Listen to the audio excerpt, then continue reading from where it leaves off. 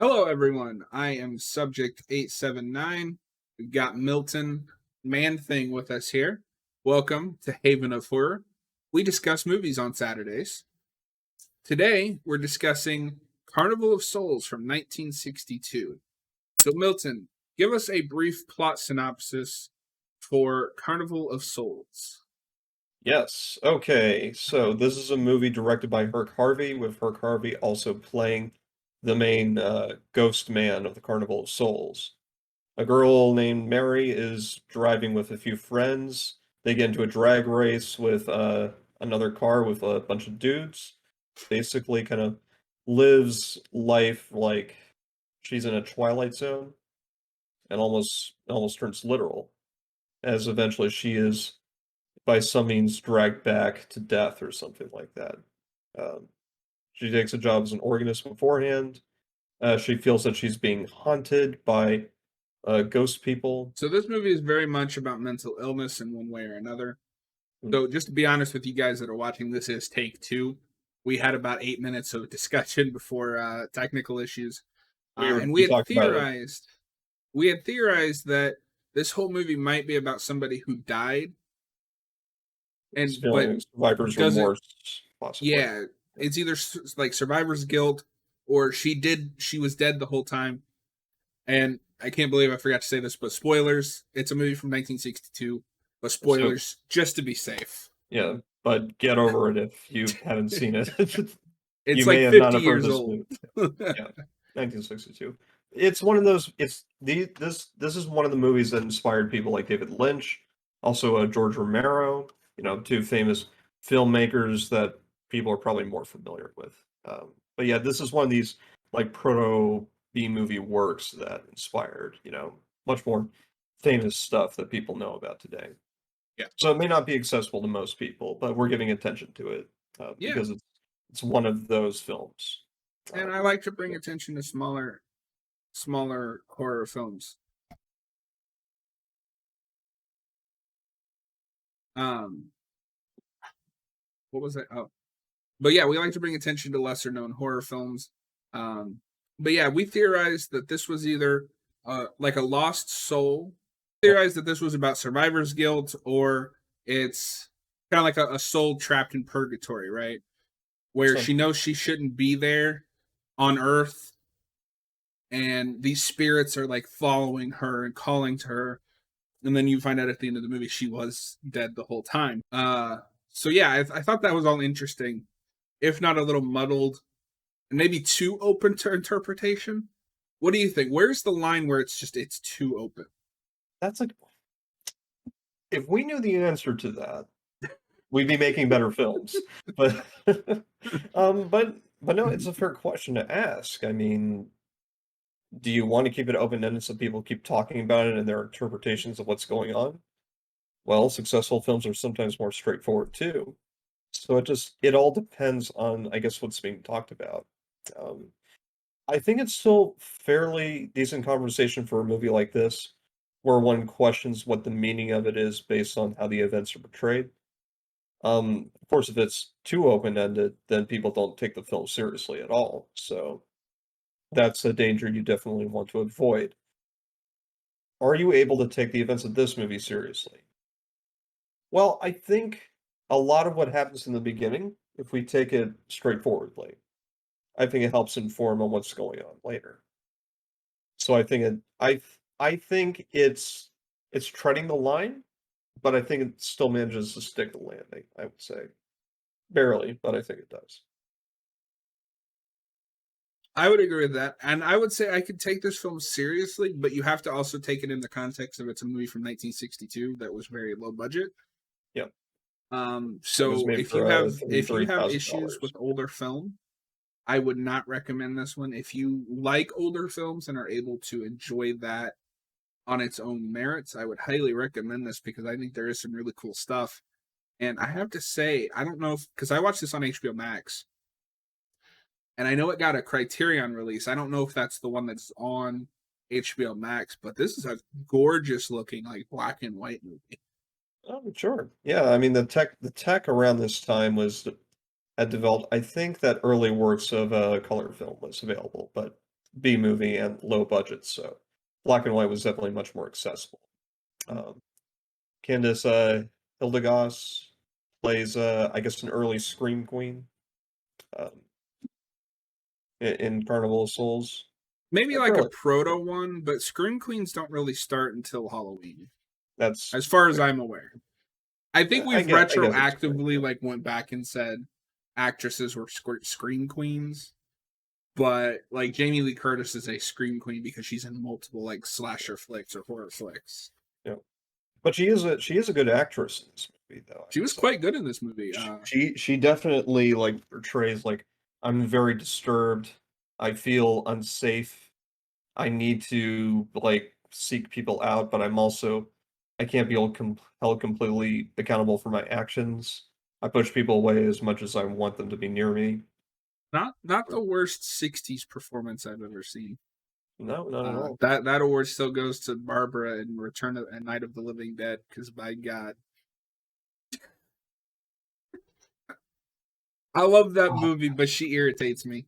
yeah, Uh, she's not the winner there. That honor goes to someone else entirely. yeah, but we'll review that eventually. So yeah, I mean, this is a, and you mentioned earlier as well that it was like a Twilight Zone episode. And I think that is an accurate um comparison because I could see this being condensed into a Twilight Zone episode. Yeah, and you know what? I think it probably would have been more well received if it was structured like that. Um, yeah, but of course, the Twilight Zone, shoot, actually would have still been going on during this time, from like 1959 to 1964. So, Yeah, so it would have been at like the tail end yeah, because you said this in the first time we shot this, but you weren't quite with it at the beginning, and I kind of agree with you because it's a yeah, lot of build up, but a lot of the build up is just watching her settle into the town. yeah. And The build-up after the carnival works better for me my personally. attention was much more like locked in once some of the weird shit started happening and you started getting into like her mental issues and like degradation and stuff like that. Like that's the stuff that interested me. And they still did some build up with that, but you've got like that hook that hooks you in, right? Because you've got the first part is just traumatized woman moves into small town, adjusts, but then you deliver the hook, which is now she's seeing spooky things. Am I making sense here? Yeah, yeah, that's fair. But yeah, I was pleasantly surprised by this one. Again, this is also kind of a blind spot for me. I'm not too familiar with '60s horror. Um, Yeah, this is like reminiscent of like Roman Polanski's like first apartment trilogy thing. I which I have forget what not it's seen. called. Um, But yeah, I was pleasantly surprised. The makeup is really well done. It's shot in a way that still looks creepy. Like if I saw that spirit dude following me, I'd be creeped out. You know what I mean?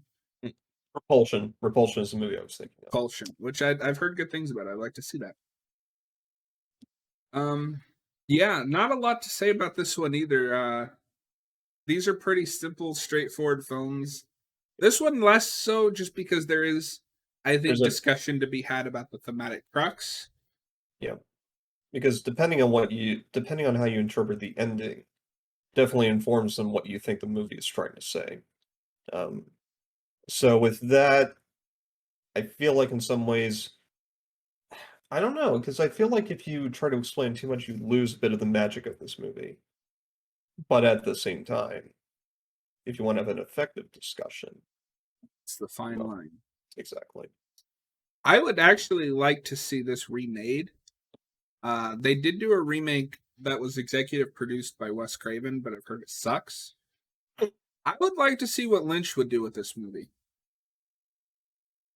I don't know if we'd want to touch it. I mean, I'm not saying like No, in you're a right, though. perfect That would world, be cool. if you could pick a director for a project, I'd be curious to see what Lynch would do with this movie. No, that would be interesting. Definitely. Yeah. Yeah. Well, these episodes are going to be a little bit shorter. We're shooting back to back reviews. Not a lot to say about these. Some videos will probably be longer than others, especially if we have like co-hosts on or whatever. But honestly, my final thoughts are this is an interesting piece of history. And depending on how you read it, I think has a lot of relevant thematic statements going on. Seems Um, still today. So yeah. I myself, I think, prefer to go with my read where it's she's kind of in purgatory and the ghosts are like trying to warn her or like bring her through into the afterlife or whatever's after death. Yeah. Because that personally interests me. What My what read do though is you? yeah, sorry. Oh, no, Sorry. you answered my question as I was asking. What are you are you sticking with your read? I feel like I still want to, because I think that the idea of like survivor's remorse, like physically pulling you back to death is like more interesting in terms of like film language and film plot. And I think it works with the idea of survivor's remorse. Yeah, S- well, David Lynch is still alive. Let's see if I can like dig up like an interview or something like that in which he talks about it and David get his Lynch, read on if it. you watch this, remake this movie. Let us see what you would do with Yeah, it. tell us what you think about it. But It's my on final YouTube somewhere. thoughts are: I was pleasantly surprised by this movie, um, but I don't have a lot else to say on it, especially just on a first viewing. It's hard, right, to like completely know a movie on its first viewing. But I'm glad that I watched this. I'm glad we did this video on it. It's going to be probably our shortest review, but nothing wrong with that. I'm going to give this a 3.5. I don't think it's quite amazing, but I don't think it's like an average movie either. I think there's a little more going on there, not only in the script, but in, the filmmaking itself. Although that's a little outside of my area of expertise. What about you, Milton? Final thoughts? For me, sorry. For me personally, I guess looking at the film as a whole, there's quite a bit of dead spots for me sometimes. It does sorry, there's like a persistent cough. Um, but for me personally, uh, there's good stuff in it. I don't think it's an average movie, but I don't think it's great though. I think it's a bit rough. I feel like I want to give it a 3 out of 5. Like I can't go too low in this because I recognize like some of the good artistic stuff it's doing, but it could be polished, I think, to be even better than what it is. Yeah.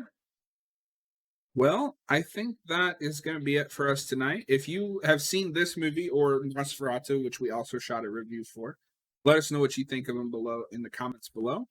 And if you are enjoying this new format that we're doing, kind of stripping away the fat and just getting to the heart of it, let us know in the comments or hit that thumbs up button. And hey, if you really like the content, throw us a subscribe. And we will see you guys next Saturday with another 2 movie review. Thank you for watching, everyone.